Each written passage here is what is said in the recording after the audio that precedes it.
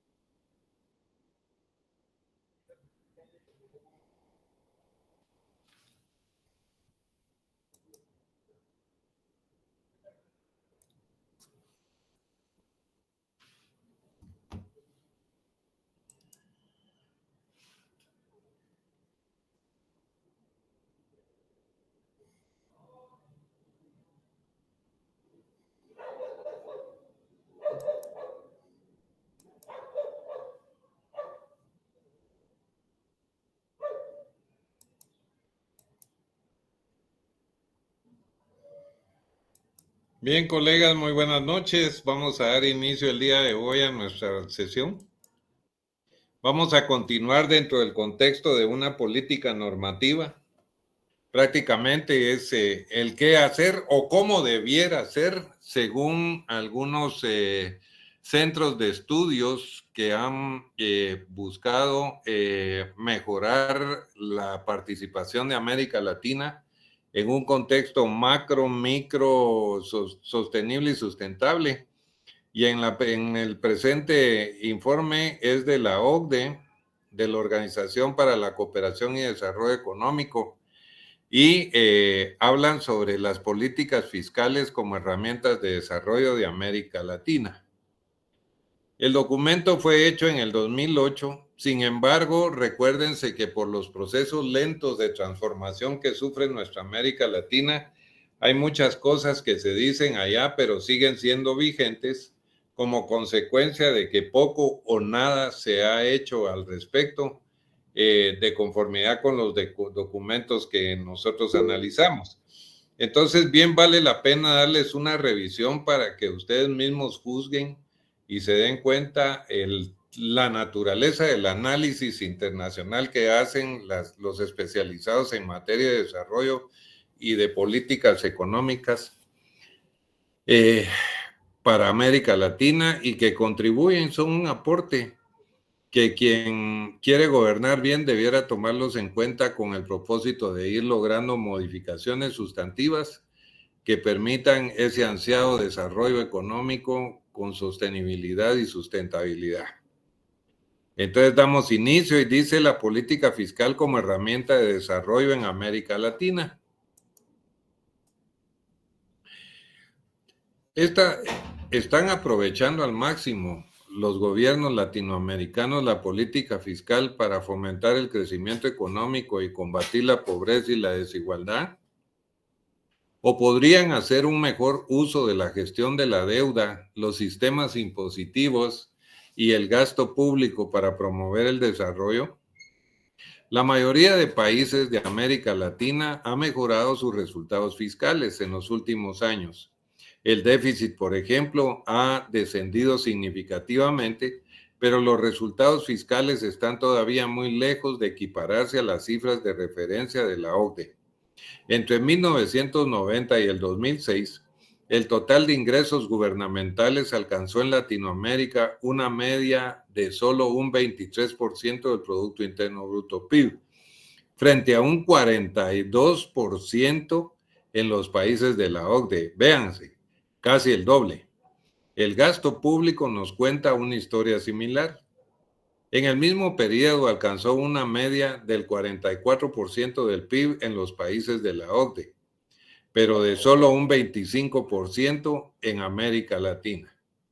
También existen marcadas diferencias en el modelo en que se estructuran los ingresos públicos. El grado de descentralización de los sistemas fiscales y la cantidad y calidad de los servicios públicos que reciben los ciudadanos a cambio de sus impuestos. Una política fiscal bien administrada puede constituir la base de un contrato social renovado entre los latinoamericanos y sus gobiernos. Para ello, es fundamental proporcionar bienes y servicios públicos mejores y más justos, que pueden contribuir igualmente a la consolidación democrática de la región.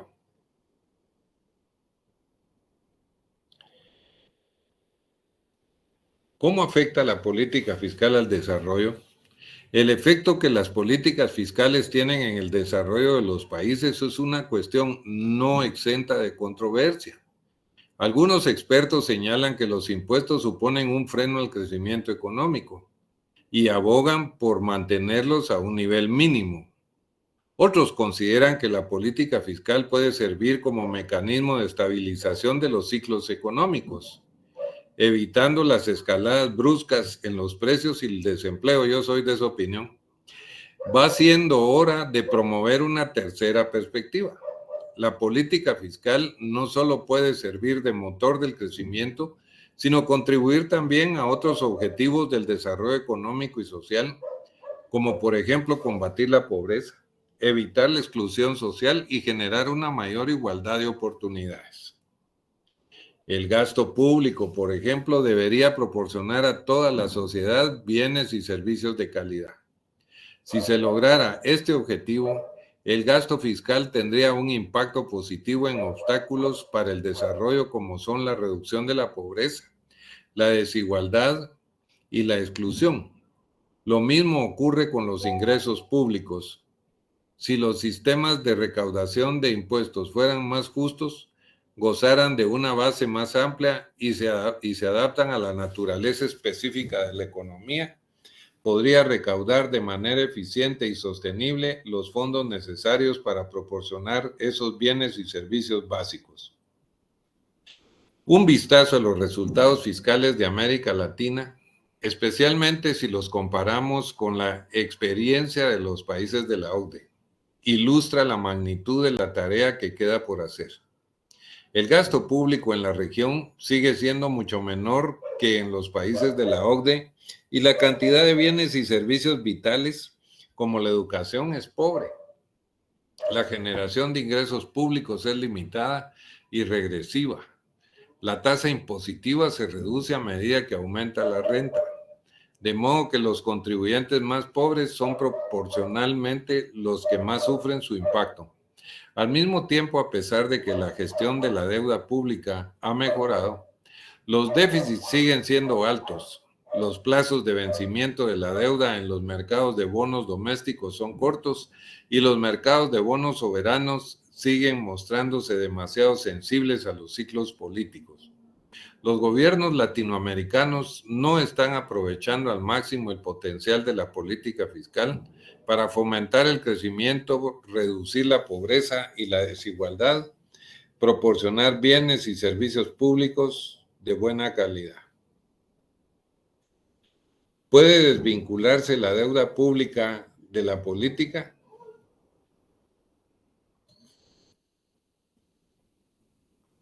La proporción de ingresos y gastos públicos como porcentaje del PIB es relativamente pequeña en los países latinoamericanos. En Guatemala es 11, en comparación con los niveles de la OCDE, pero la diferencia entre gastos e ingresos ha generado a menudo déficits públicos de magnitudes similares a las observables en algunos países de la OCDE.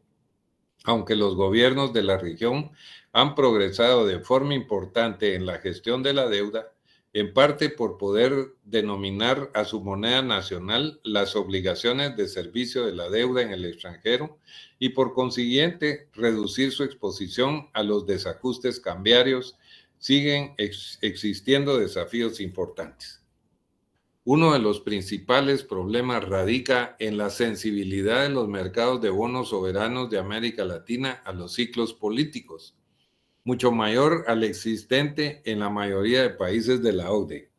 En términos generales, los bancos de inversión empiezan a revisar a la baja la calificación de los bonos emitidos por países latinoamericanos unos 3 meses antes de la celebración de las elecciones presidenciales. Al mismo tiempo, los mercados de capital en los que cotiza la deuda pública son especialmente sensibles al efecto de las elecciones de propia gestión fiscal.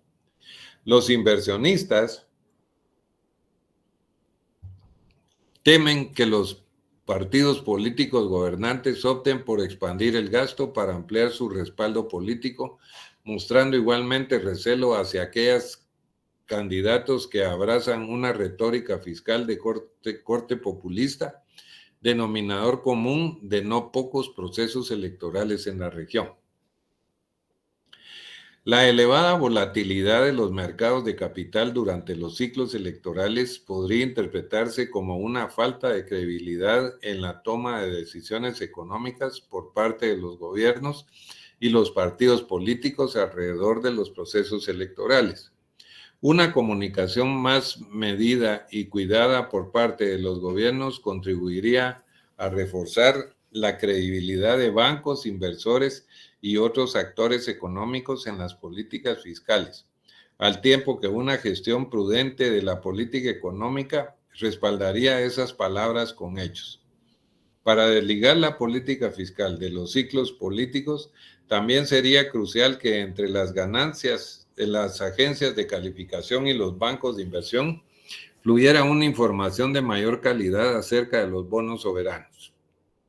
Los gobiernos, además, pueden continuar aprovechando las oportunidades de reestructuración de la deuda fiscal, prorrogando, por ejemplo, los plazos de vencimiento de la misma, o intercambiando deuda en moneda extranjera por deuda en moneda nacional. Esto para suavizar los flujos de caja, liberar montos significativos de presupuesto para dedicarlos a la inversión y no el gasto público. ¿Cómo amplía la base fiscal? Dada la reducida magnitud de los ingresos públicos como porcentaje del Producto Interno Bruto, uno de los retos más importantes que afrontan los sistemas fiscales latinoamericanos es la mejora de los mecanismos de recaudación. Evidentemente, los bajos niveles de ingresos fiscales en comparación con los países de la OCDE no significan necesariamente que en América Latina los ingresos sean demasiado bajos, ni por supuesto demasiado altos. Ambos grupos de países parten de una base histórica bien distinta y afrontan diferentes desafíos y oportunidades. En la propia América Latina, los ingresos fiscales del país 2000-2006 variaron desde cerca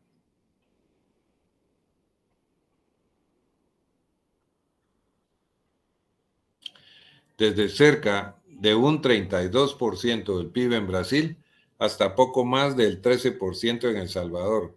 Pero para cumplir los objetivos de desarrollo de la región serán necesarios más y mejores recursos públicos. A ver, entonces, creemos un poquito de discusión. Colegas. A ver, cuéntenme, en contraste con la nota técnica que estamos leyendo, ¿qué nos ocurre a nosotros, colegas? ¿Quién quiere participar?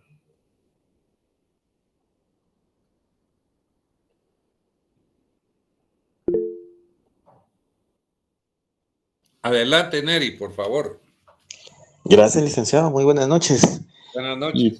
Compañeros, sí, fíjese que es bien interesante la nota que lee, y yo creo que también a la luz de lo que estamos viviendo aquí en Guatemala, sí, yo no he tenido pues el chance de poder revisar si ya hay algún indicio en el impacto que va a tener toda esta coyuntura, ¿verdad, Lick? En las calificaciones de riesgo, porque imagínense cómo va a querer venir a hacer una inversión alguien de afuera cuando aquí tenemos todavía problemas fuertísimos en temas de política, en temas de certeza legal, problemas de inestabilidad social, política. O sea, yo sí veo un problema bien grande, que esto va a repercutir no solo a corto, sino también a mediano y largo plazo.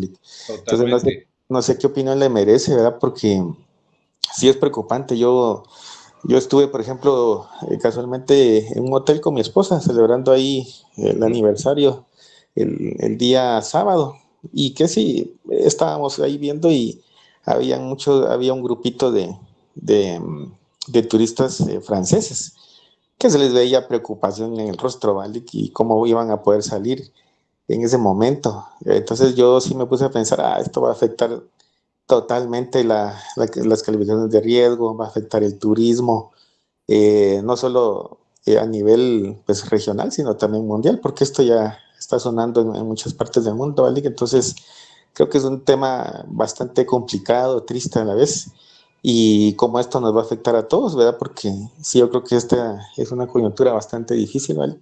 No sé si opina usted algo al respecto también de esto, ¿verdad? Con mucho gusto. Claro Gracias, que sí, voy a opinar. muy amable. Sí, por favor, Emilio. Bueno, buenas noches, compañeros y licenciados. Solo para agregar a lo que estaba hablando el compañero Neri, incluso hay un analista de Moody's, no recuerdo quién fue, que decía que la desigualdad y la pobreza son métricas importantes para su evaluación, porque son condiciones que eventualmente van a provocar brotes de inestabilidad política, ¿va? Entonces, por eso es importante que nosotros atendamos como país este tipo de cosas, ¿verdad? Hoy estamos viviendo a carne propia, ¿verdad? Muchísimas gracias, Emilio, por su agregado. Neri tiene la mano levantada.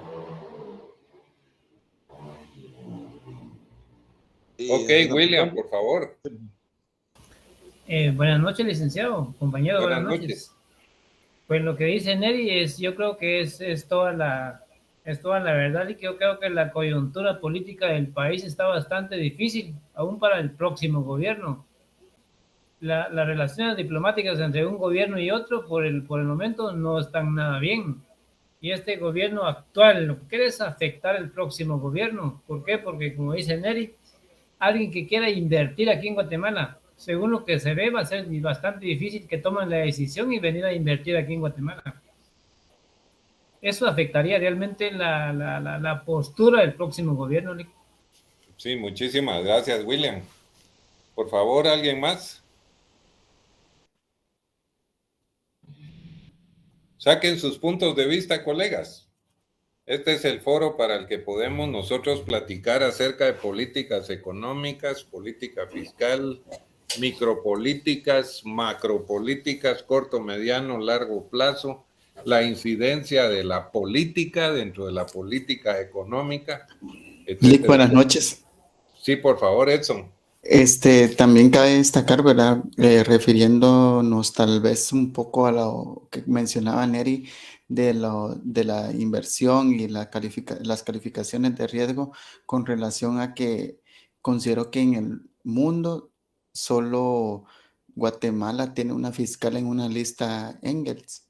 Entonces considero que eso, pues, la verdad sí pesa porque con qué certeza jurídica pueden venir a invertir, eh, con qué también se podría decir confianza van a venir a poner sus patrimonios aquí en este país, ¿verdad? Cuando realmente la entidad que está para investigar, para, para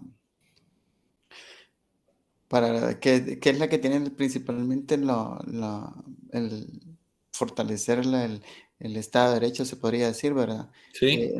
Está por los suelos con estos señores, con esta señora y su mascota, ¿va? Porque la verdad, las cosas que hacen, pues, están fuera de, ¿verdad? Que no deberían de hacerlas, porque para eso, por ejemplo, con lo del tribunal, pues, ellos tienen pues potestad, ¿verdad?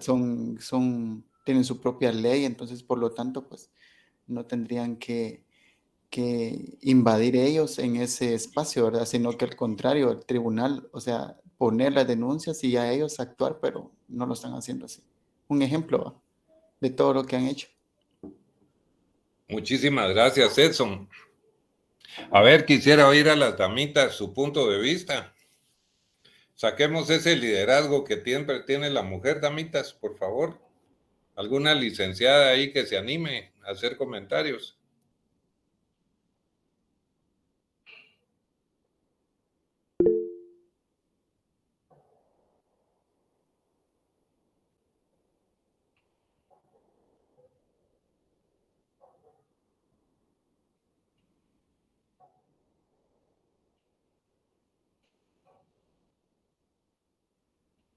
Bien, vamos a avanzar un poco y de ahí vamos a recapitular, colegas.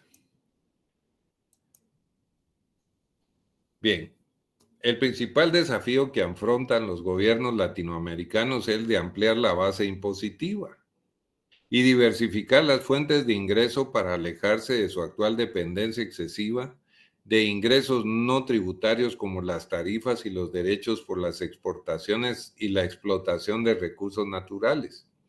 Lo mismo cabe decir de la excesiva dependencia de los impuestos indirectos, que representan casi 2/3 de los ingresos fiscales en América Latina entre 1990 y 2006, frente a 1/3 en los países de la OCDE. Por el contrario, los impuestos sobre la renta personal, que suelen ser más progresivos que otras fuentes de ingresos tributarios, aportan solamente el 4% del total de ingresos fiscales en América Latina, lo que supone un marcado contraste con el 27% de los países de la OCDE. Miren ustedes, 27%, ¿verdad? Estamos hablando de 700% más, ¿va ustedes? Una forma de solucionar este problema consistiría en una mejor adaptación de los regímenes fiscales a la naturaleza específica de la economía y los mercados de trabajo, debido a los bajos niveles de renta. Solo 1 de cada 3 latinoamericanos está sujeto al impuesto sobre la renta. La sesgada distribución de la renta en la región también contribuye a un factor importante. En economías con una distribución de la renta tan desigual como las de América Latina, hay menos trabajadores en los niveles de renta sujetas al pago de impuestos que en economías caracterizadas por una distribución más igualitaria de la renta, aunque la renta media sea igual. Los responsables de formular la política fiscal en América Latina también deberían tener en cuenta la magnitud del sector informal o sumergido de la economía, que tiene consecuencias para los ingresos y los gastos del gobierno. Ingresos fiscales en América Latina y la OCDE. América Latina en gris y la OCDE en azul. Vean ustedes, impuestos sobre bienes y servicios. Ahí sí andamos un poquito cerca. Impuestos sobre la renta, beneficios y ganancias. Ahí sí estamos jodidísimos. Contribución a la seguridad social. estamos mal, muy mal. Impuestos sobre la propiedad, pues ahí rascando un poquito. Impuestos sobre la... Perdón. Impuestos sobre la nómina y fuerza de trabajo y otros impuestos que son un tanto irrelevantes, ¿verdad? Entonces podemos apreciar ahí las discrepancias que tenemos entre un lado y el otro.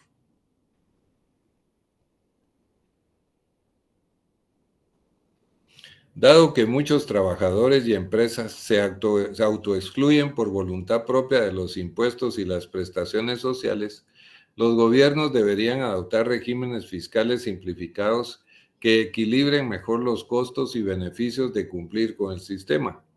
Proporcionar una protección social universal para trabajadores formales e informales en igualdad de condiciones podría ciertamente fomentar el empleo no declarado, pero también protegería a los trabajadores más vulnerables y podría mejorar la productividad nacional al promover la movilidad laboral intersectorial e interregional, combatir la evasión fiscal e impulsar el cumplimiento voluntario de las obligaciones fiscales. También podría desempeñar un papel importante en el fomento de la legitimidad fiscal. ¿Cómo hacer que el gasto público sea más eficiente? Interesante.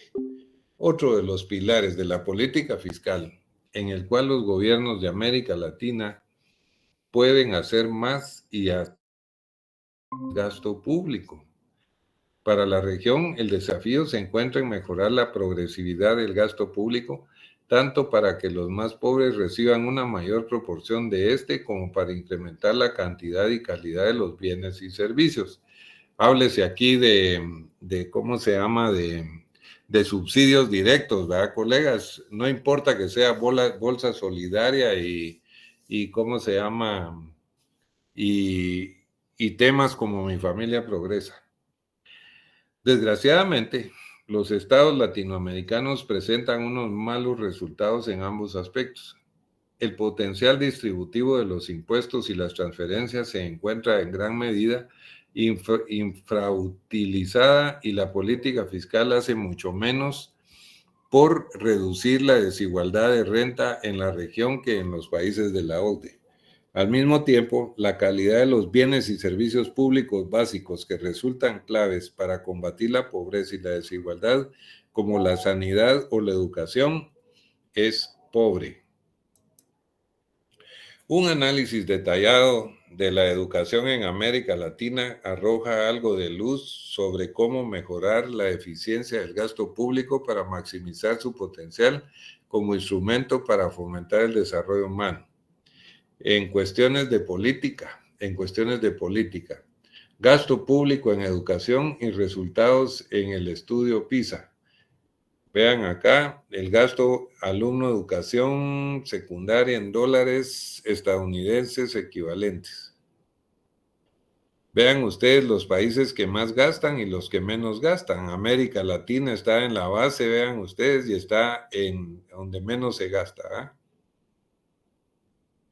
El gasto público se calcula como la media de los datos disponibles durante la década del 2000, etcétera, etcétera.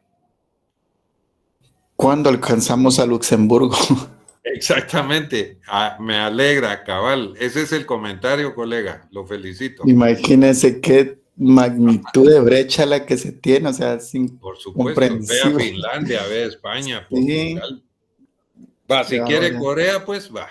Aunque sea, para no irnos muy lejos. Por supuesto. En cuestiones de política educativa, tanto la cantidad como la calidad resultan cruciales.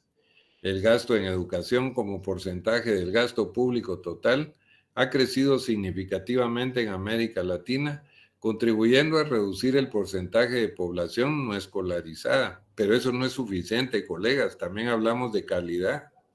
No obstante, el gasto por alumno es todavía 5 veces menor en América Latina que en los países de la OCDE, lo que se traduce en un mal rendimiento. La diferencia de resultados entre los alumnos de América Latina participantes en los exámenes del Programa Internacional de Evaluación de Estudiantes, Program for International Student Assessment, PISA, y sus homólogos de la OCDE equivale a 3 años de escolarización. Imagínense ustedes a la gran puchica. Es una brecha, pero verdaderamente impactante, ¿verdad? Unas políticas adecuadas pueden ser de ayuda. Economías como las de Lituania, Macao, China, destinan recursos económicos por alumnos similares a los de América Latina, pero sin embargo obtienen mejores resultados tanto en rendimiento estudiantil como en igualdad de oportunidades. El dinero, por lo tanto, es importante, pero la forma de gastarlo es igual de importante o incluso más. En América Latina no se pone el énfasis necesario en algunas de las políticas educativas con mayor impacto en el aprendizaje de los estudiantes. El ejemplo más importante es el tiempo que los alumnos dedican a sus clases normales, identificado como un factor clave en aquellos países con mejores resultados. Una mejor atribución de responsabilidades y unas políticas de admisión basadas en el mérito son políticas que también tienen un efecto destacado en la calidad de los sistemas educativos. El estudio PISA también demuestra que resultados y equidad no necesariamente están reñidos, pero hay una precondición. Las escuelas deben reflejar la sociedad en su conjunto. Ahí donde los colegios son inclusivos y el origen de sus estudiantes refleja la diversidad socioeconómica de las familias a nivel nacional, se observan mejores resultados tanto en términos de igualdad como de rendimiento. El gasto educativo es un ejemplo más de cómo la política fiscal puede impulsar el desarrollo en América Latina, más allá del crecimiento económico. El desafío consiste en canalizar el gasto público hacia políticas que fomenten las prácticas manifiestamente mejores y aseguren el respaldo social necesario para reforzar las propias acciones del gobierno. Ciertamente es necesario un mayor nivel de gasto en áreas claves de la formación de capital físico y humano, pero para la región la verdadera prioridad es mejorar la calidad del gasto haciéndolo más eficiente y mejor dirigido.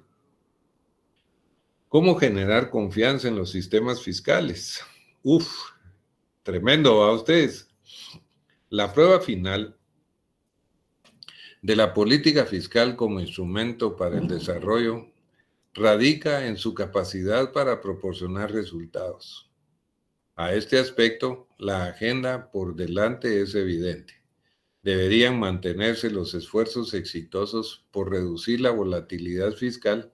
Debería diversificarse la generación de ingresos para desvincularla de las fuentes no impositivas e impuestos indirectos. Debería centrarse el gasto público en la eficiencia, en la calidad y la equidad. Los gobiernos de la región deberían asimismo consolidar e incorporar plenamente a sus sistemas muchas de las innovaciones fiscales ya existentes, como nuevas reglas de responsabilidad fiscal, programas de transferencia condicional de dinero en efectivo, y mecanismos de presupuesto participativo, lo que les hablaba. Los logros en estas áreas ayudarían a construir la confianza pública necesaria para fortalecer los sistemas fiscales, lo que a su vez está íntimamente relacionado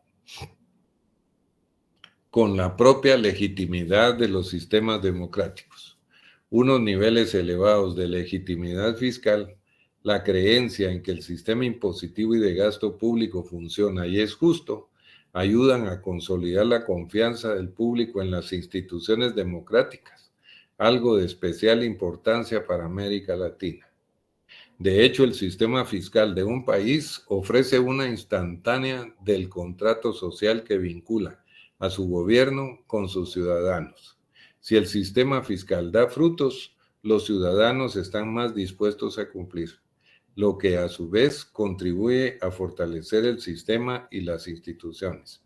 Por el contrario, una sociedad desigual, donde los bienes públicos son escasos y de baja calidad y donde una fracción significativa de la población trabajadora se autoexcluye del sistema fiscal formal, es un sistema cuyo contrato social está roto.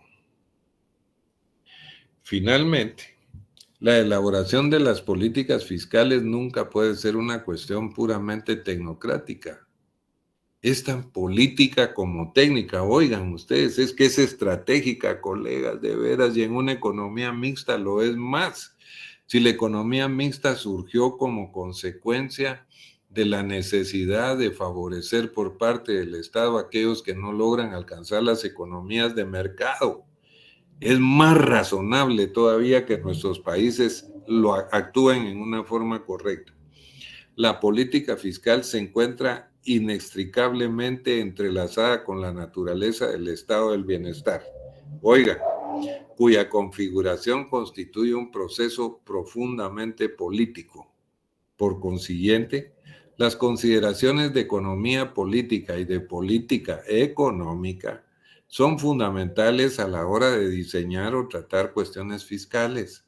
La elaboración de políticas fiscales siempre está sujeta a restricciones de carácter político, con las que hay que contar cuando se diseñan sistemas fiscales o se introducen reformas. Por todas estas razones, América Latina, las reformas tienen más probabilidad de éxito si los gobiernos correspondientes han cultivado unos niveles elevados de legitimidad fiscal. El impulso reformista se beneficiará de un mayor respaldo de la población si los actores políticos consiguen explicar cómo las nuevas medidas contribuyen a explorar el potencial de la política fiscal para impulsar el desarrollo y mejorar las condiciones de vida de los ciudadanos.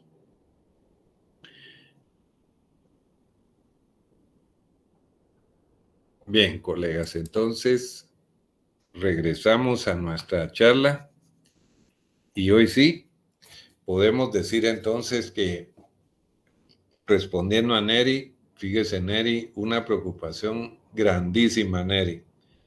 Fíjese que la palabra que se utiliza para subir la escala cuando se hace el due diligence, o sea, la debida diligencia que hace Standard & Poor's, Moody's y todas aquellas organizaciones que califican a los estados con el propósito de establecer cuál podría ser la tasa de riesgo de la deuda que van a colocar en el exterior, se llaman notch. Así les llaman, notch. No sabría traducirlo. Tengo entendido que ahorita llevamos dos notch menos. Significa que si estábamos en menos E, ahora vamos a ir a parar a menos D. ¿Qué significa eso? Significa que esa calificación nos pone como que si somos un país de riesgo. ¿Qué significa también? Una subida de la tasa de interés a la deuda externa que pretenda colocar el gobierno internacionalmente. De la misma medida, nos afecta para la afluencia de capitales al país y la estabilidad de la balanza de pagos. Eso es con respecto a usted, Neri. Gracias. Ahora vamos con respecto a lo que decía nuestro amigo William y lo que decía Edson. El problema fundamental y triste es, mis queridos colegas, que por los grados de corrupción que se han manifestado durante todos estos 20, 23, 24, qué sé yo, años, nos ha hecho creer a todos que no vale la pena pagar impuestos y somos evasores de primera categoría cada vez que podemos.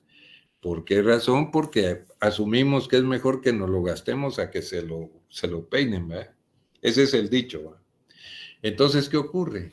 ¿Dónde está entonces la inversión social que el Estado debiera hacer en un presupuesto que debería de estar robusto como consecuencia de la credibilidad con que cuentan los entes fiscalizadores para poder nosotros hacer la ejecución precisamente del pago de impuestos como debiéramos. Entonces hay cosas de naturaleza operativa y estructurales como la regresión de los impuestos que deben trabajarse. Y miren, mucha, de verdad, eso no se puede hacer en 4 años. Es una mentira. Debemos ir poco a poco, pero debemos caminar a paso lento, pero seguro, hacia un horizonte de tiempo trazado. Pensemos 10, pensemos 15 años, pero debemos hacerlo precisamente con las políticas que les mostré el día miércoles y las que les estoy planteando hoy. Las cosas deben ser así. ¿Por qué razón? Porque sustentan a la economía que les mostró Sheila aquel día, la economía sustentable. Yo adelante les voy a hablar de la economía sustentable y sostenible. Vean ustedes la importancia que tiene el rol que juega el Estado con su política fiscal ya de ingresos y de egresos y de deuda. Entonces, es necesario precisamente que en un análisis concienzudo, los partidos políticos que pretendan de hoy en adelante participar en las elecciones para Guatemala deben plantear cosas coherentes, aplicables y que verdaderamente vengan a paliar la situación de los sectores más desposeídos de nuestro país, generando calidad humana, siendo aspectos sociales de suma importancia que debemos fortalecer precisamente para el bienestar. No podemos hablar de desarrollo si tenemos un rezago en el crecimiento económico en toda nuestra población.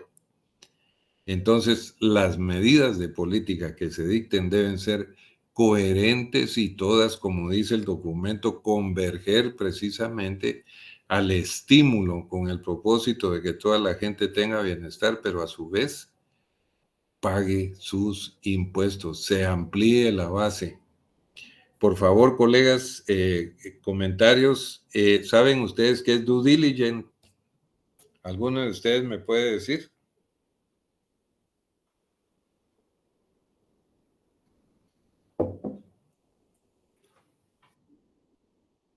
Muy bien, me alegra mucho que sean honestos. Miren pues, due diligence en español se llama debida diligencia.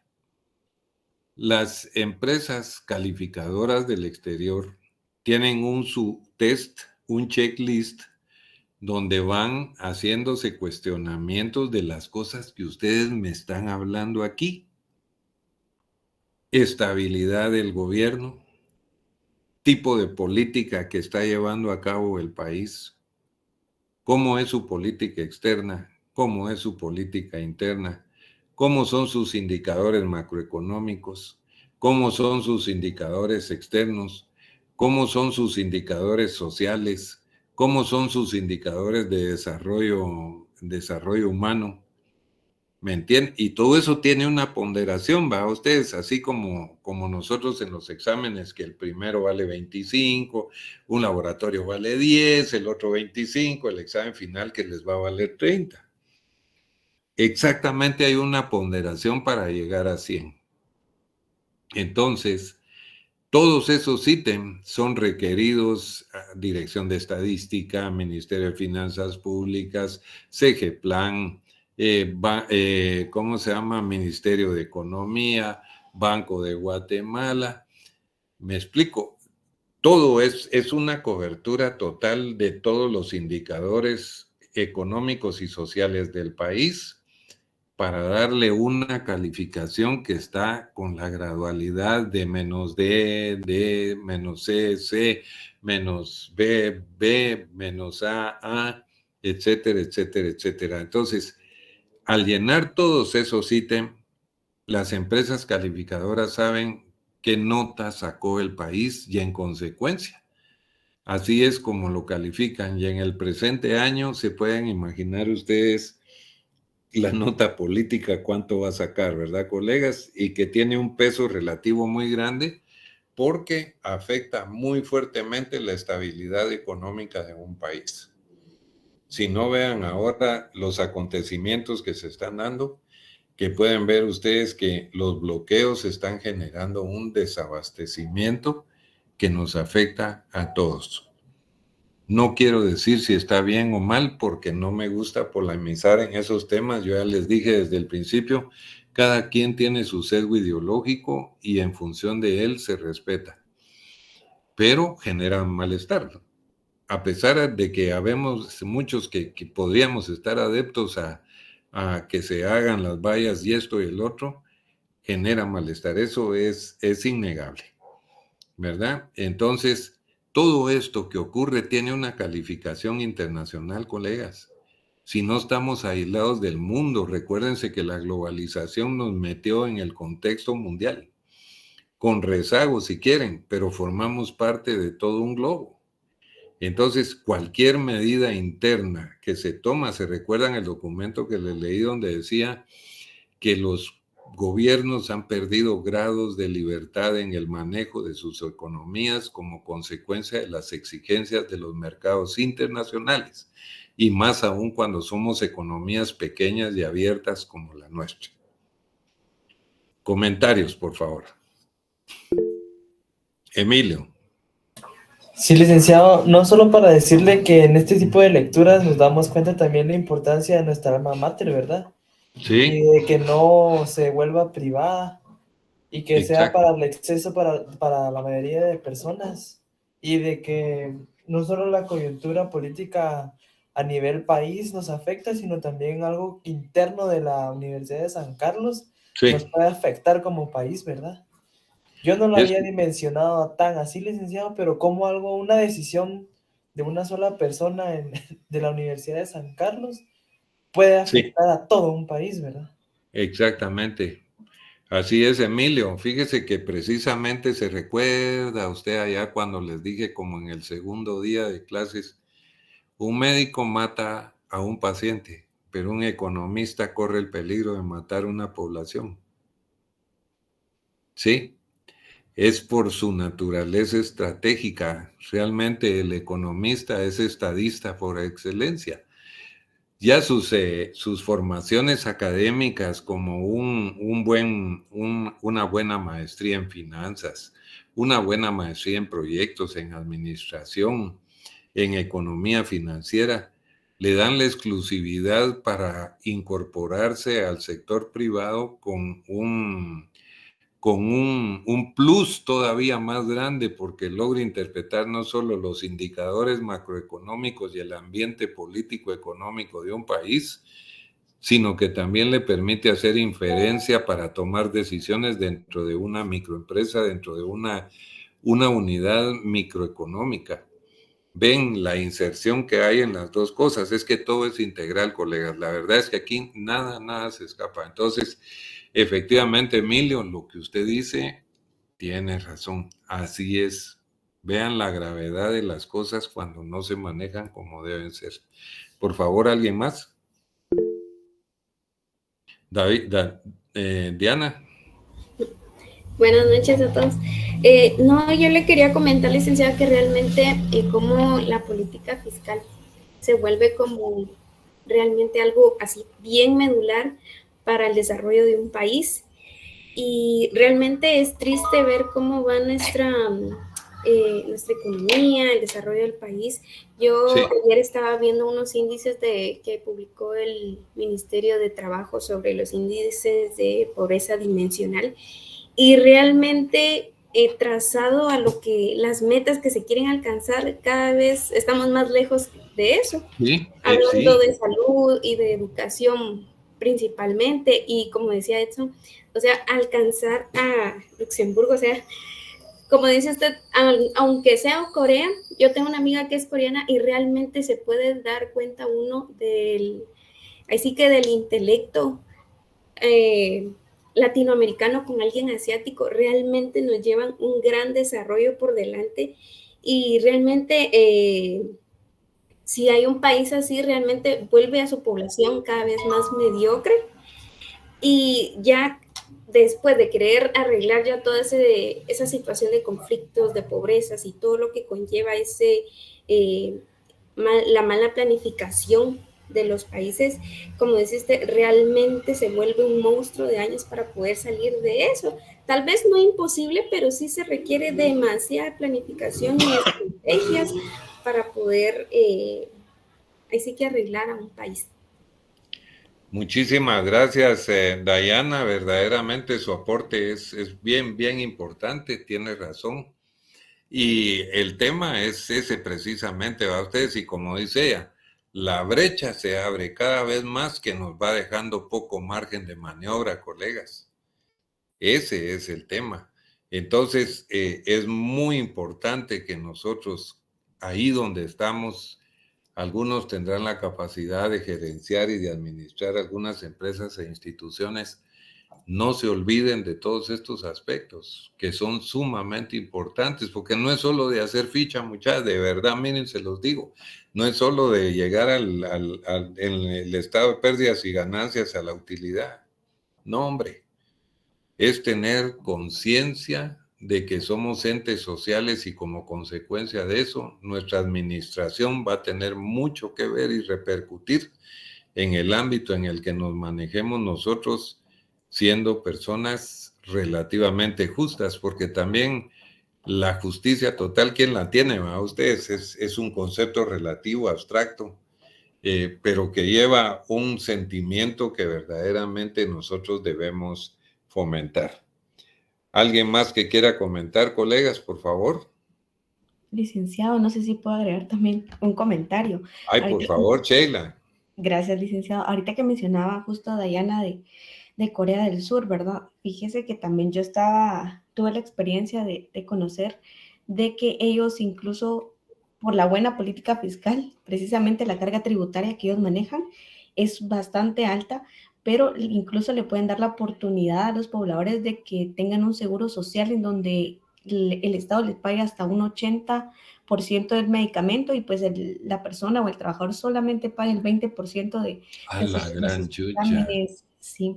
Entonces es bien interesante, la verdad es de que ellos tienen un mayor nivel de desarrollo, si bien es cierto, pero pues en la capacidad, ¿verdad? Yo estoy segura que también como guatemaltecos a veces tenemos un poquito de menos oportunidades, pero sí se podría llegar pues la capacidad de nosotros es bastante grande también, entonces más que todo por el tipo de oportunidad que ellos tienen, es de que se han podido desarrollar. Pero qué alegre que los compañeros también puedan compartir quizás con algún amigo, ¿verdad? Si ustedes tienen la oportunidad de aprender un nuevo idioma, de poder relacionarse con gente del extranjero, es bien importante, muy bonita la experiencia y se conoce mucho, ¿verdad? También en Italia, por ejemplo, ellos tienen cargas de impuestos bastante grandes, pero eso les garantiza que ellos tengan programas que les cubran. Cuando, por ejemplo, ellos no tienen acceso al trabajo, el gobierno tiene programas para que ellos puedan capacitarse y luego les puedan proveer un trabajo. Entonces, qué alegre escuchar esto, que los compañeros, sí, perdón, licenciado. No, muchísimas gracias por su aporte, Sheila. Sí, colegas, ese es el punto verdaderamente. Entonces, ¿cuál es el papel del Estado? A ustedes, el papel del Estado es precisamente por cuenta de todos los ciudadanos hacer aquellas inversiones que les son de beneficio a todos los ciudadanos. Ese es el punto. Por favor, William. Yo creo que usted lo leyó casi un momento. Yo diría comparar la capacidad intelectual de un niño de América Latina con un niño de Europa, a ver qué tanto es la diferencia. Es un desafío bastante alto. O sea, el ver quién de los dos muchachos, un americano latino y un europeo, a ver quién de los dos, según lo que usted leyó, es mejor Europa en cuestión de aprendizaje. Por supuesto que sí. Y ni decir si lo ponen contra uno de Luxemburgo. Sí, peor todavía. Pues es un desafío alto, Lick. Es un desafío alto y yo sí sé, ¿qué? Sería de correr ese riesgo. Sí, hombre, vale la pena mucho. Este país es hermoso, tiene los recursos suficientes, una ubicación envidiable. Tiene todo para tener un partido de fútbol, pero verdaderamente impresionante. Entonces, por Dios santo. Hasta para Emilio, por tener un favor. canal. Sí, hombre. Emilio primero y Débora después, por favor. Sí, licenciado, y es que si solo nos enfocamos, por ejemplo, en educación y empezamos a sacar todas las fibras y líneas que tienen, por ejemplo, si nos ponemos a estudiar por qué un niño de Luxemburgo es tan capaz en comparación a nuestros niños, empezamos a ver cosas como la alimentación correcta, Ahí vamos, sí. empezamos a ver otras cosas que empiezan a tocar y empiezan a amarrar todo, ¿verdad? El tiempo, nuestros niños tienen que empezar a trabajar desde ya, ¿verdad? Para poder sobrevivir. Sí. Muchos aspectos que influyen ahí, que vamos amarrando, que nos sacan no solo de atacar un punto, sino que tenemos que atacar un montón al mismo tiempo y eso también es difícil, ¿verdad? Sí, correcto. Muchísimas gracias, Emilio. Por favor, compañera. Buenas noches. Yo lo que me pongo a pensar también, como opina Emilio, es de que nosotros tenemos muchas cosas a desfavor y lo que sería importante aquí con la recaudación es redistribuir ese ingreso de cómo se va a gastar, porque muchas veces nosotros, aquí el gobierno tiene otras prioridades y no la educación y la alimentación, que son puntos muy básicos para que los niños puedan tener una mejor educación. ¿Y qué decimos de la salud, Débora? Por el amor de Dios, por favor, Linda, y después Cristian.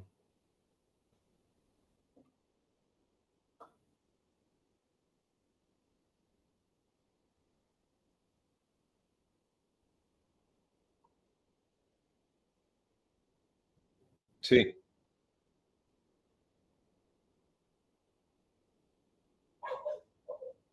Ajá.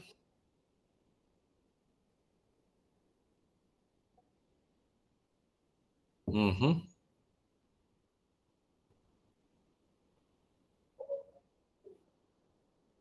Ajá.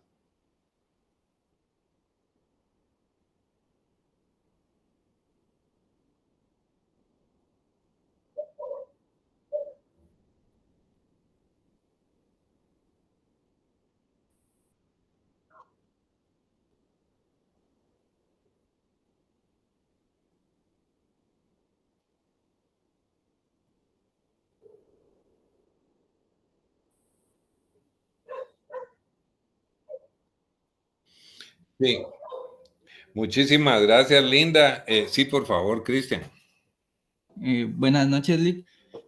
Sí, yo veo muy, muy complejo, o sea, más complejo la situación porque estamos en el continente, o sea, cerca de Estados Unidos. Y lo veo de esta forma porque,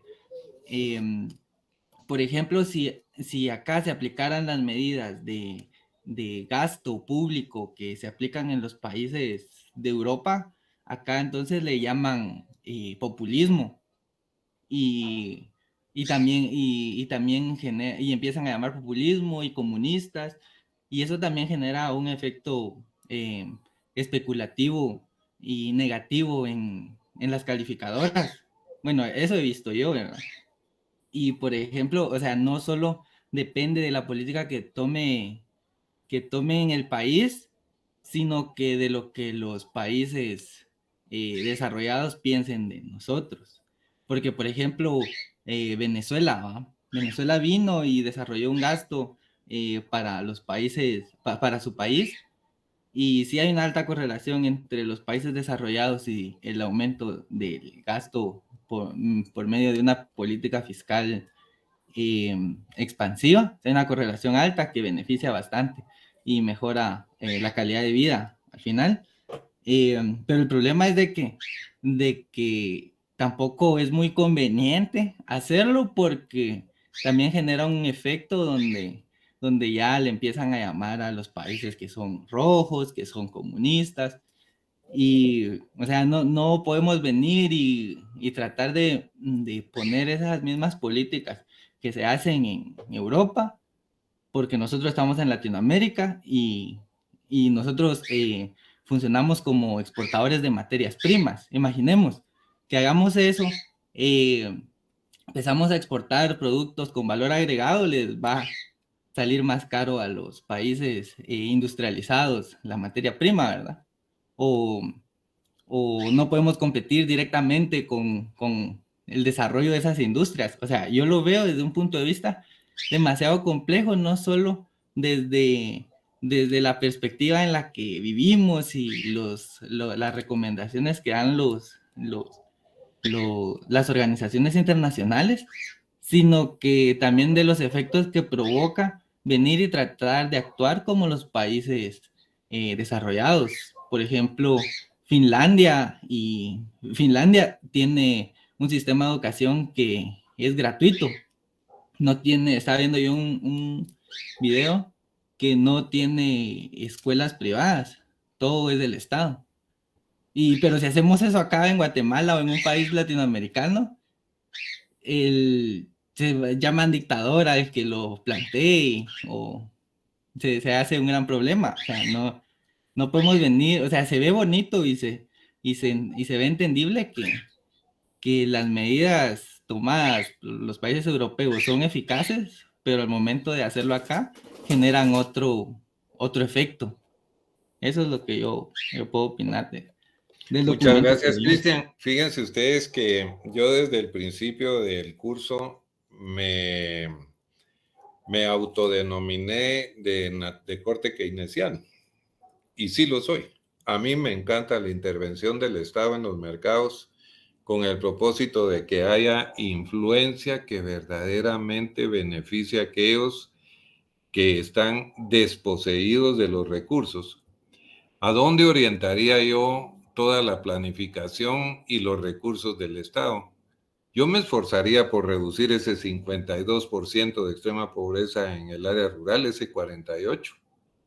A eso me dedicaría yo y no me importarían los prejuicios de Estados Unidos o de Europa con relación a los criterios que yo tome internamente con mi política fiscal.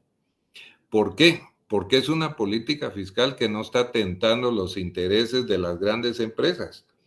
Ellos que sigan haciendo lo que hacen, simplemente estoy revirtiendo los resultados hacia quienes deben ser. Y eso tiene que ser así, es natural. Yo no creo que se vaya a oponer a alguien porque yo estoy tratando de sacar de la pobreza a un gran número de la población y con mis propios recursos. Si no, ¿dónde viene todo el montón de ayudas internacionales a través de ONGs, a través de USAID, a través de esto y el otro? ¿Cuál es la idea? La idea es complementar los recursos del Estado para aquel tipo de proyectos que beneficien a los más desposeídos, los que no están en mercado. Así es como debe ser. Aquí no está tocando absolutamente los intereses de nadie, sino más bien luchando porque las cosas simplemente se corrijan para favorecer a aquellos que no han tenido ningún favor del sistema. ¿Verdad? Colegas, ya nos mamamos 10 minutos. Les agradezco mucho. Podemos seguir conversando el día lunes, que voy a traer otro tema similar a este, quizás en otra dimensión que no sea la fiscal, pero nos tratamos de ver cómo lo hacen afuera los que van adelante, porque el agua azucarada no es necesario descubrirla.